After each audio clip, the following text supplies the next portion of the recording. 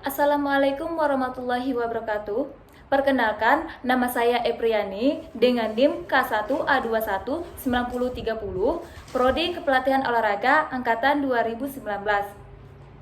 Baiklah, di sini saya akan menjelaskan yang pertama, validitas dan reliabilitas, yang kedua, homogenitas dan normalitas, dan yang terakhir, uji regresi dan korelasi. Sebelumnya, saya akan menjelaskan apa itu statistik. Statistik adalah hasil data yang ditampilkan dalam bentuk tabel hingga grafik, atau bisa disebut angka-angka catatan yang dikelompokkan, dikumpulkan, serta ditabulasi sehingga akan didapatkan informasi yang berkaitan dengan masalah tertentu. Oke, baik. Yang pertama, saya akan menjelaskan terlebih dahulu validitas dan reliabilitas. Validitas berasal dari kata validity yang berarti sejauh mana ketepatan dan kecermatan suatu alat ukur dalam melakukan fungsi alat ukurnya. Suatu tes atau instrumen pengukuran dikatakan memiliki validitas yang tinggi apabila alat tersebut menjalankan fungsi ukurnya atau memberikan hasil ukur yang sesuai dengan maksud dilakukannya pengukuran tersebut. Artinya, hasil ukur dari pengukuran tersebut dapat fakta atau keadaan sesungguhnya dari apa yang sudah diukur. Macam-macam validitas. Pertama, validitas logis. Istilah validitas logis mengandung kata logis, berasal dari kata logika, yang berarti penalaran. Ada dua macam validitas logis yang dapat dicapai oleh sebuah instrumen, yaitu validitas isi dan validitas konstruksi. Yang kedua, validitas empiris. Istilah validitas empiris membuat kata empiris yang artinya pengalaman. Validitas empiris dibagi menjadi dua juga, yaitu validitas internal dan validitas eksternal. Oke, selanjutnya reliabilitas. Kata reliabilitas dalam bahasa Indonesia diambil dari kata reliability dalam bahasa Inggris. Berasal dari asal kata reliable yang artinya dapat dipercaya.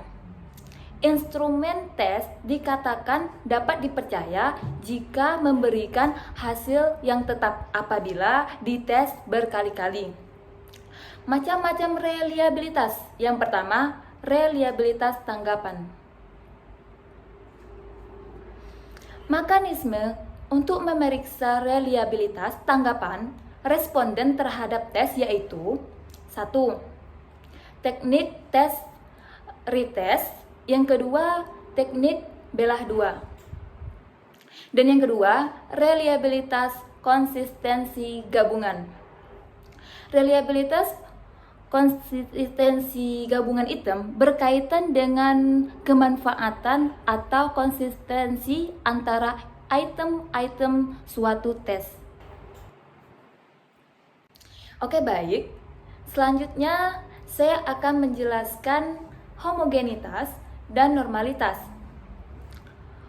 Homogenitas. Uji homogenitas adalah suatu prosedur uji statistik yang dimaksudkan untuk memperlihatkan bahwa dua atau lebih kelompok data sampel berasal dari populasi regresi.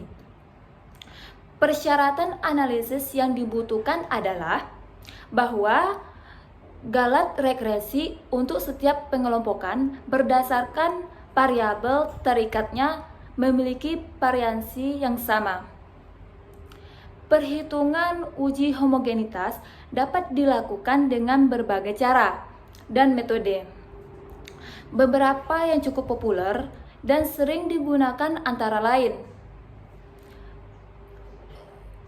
uji Bartlett. Uji Bartlett digunakan untuk menguji homogenitas varians lebih dari dua kelompok data. Langkah-langkah uji homogenitas menggunakan uji Bartlett. Pertama, menghitung derajat kebebasan atau DK masing-masing kelompok.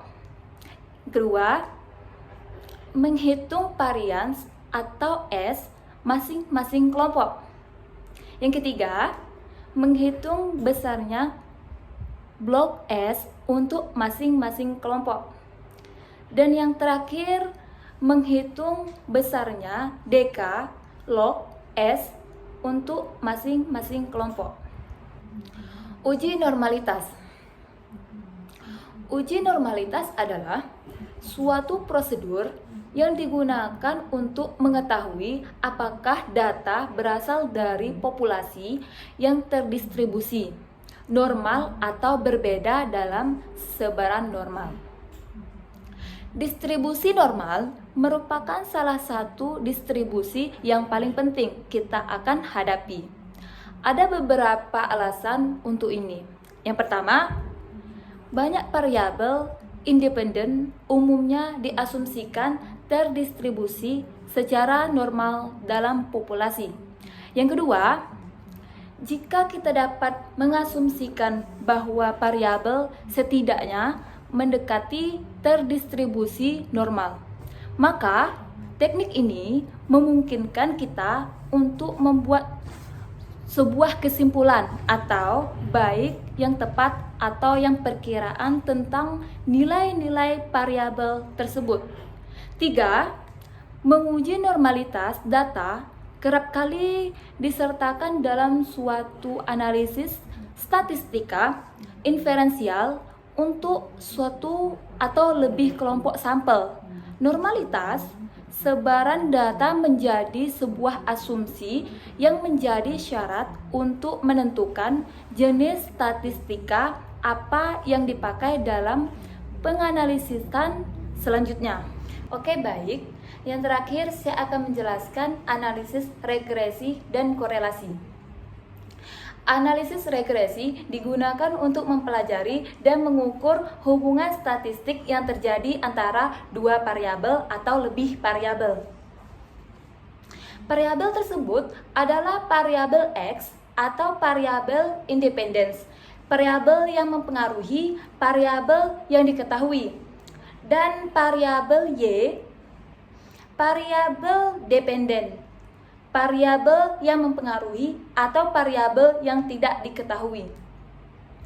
Pada dasar hubungan antar dua variabel dapat dibedakan atas 1. Hubungan searah atau positif. 2. Hubungan tidak searah atau negatif. Yang ketiga, tidak ada hubungan.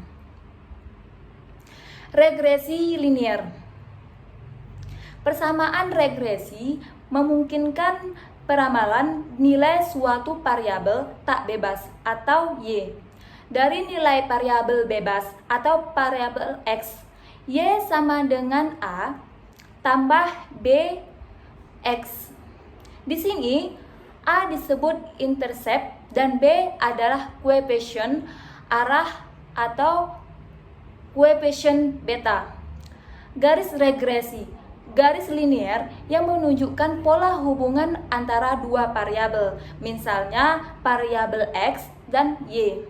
Sebenarnya hanya garis taksiran yang dipakai untuk mewakili pola sebaran data tersebut. Untuk menempatkan garis regresi pada data yang diperoleh, maka digunakan metode kuadrat terkecil. Oke, baik. Yang terakhir, analisis korelasi. Analisis korelasi berkaitan erat dengan regresi, tetapi secara konsep berbeda dengan analisis regresi.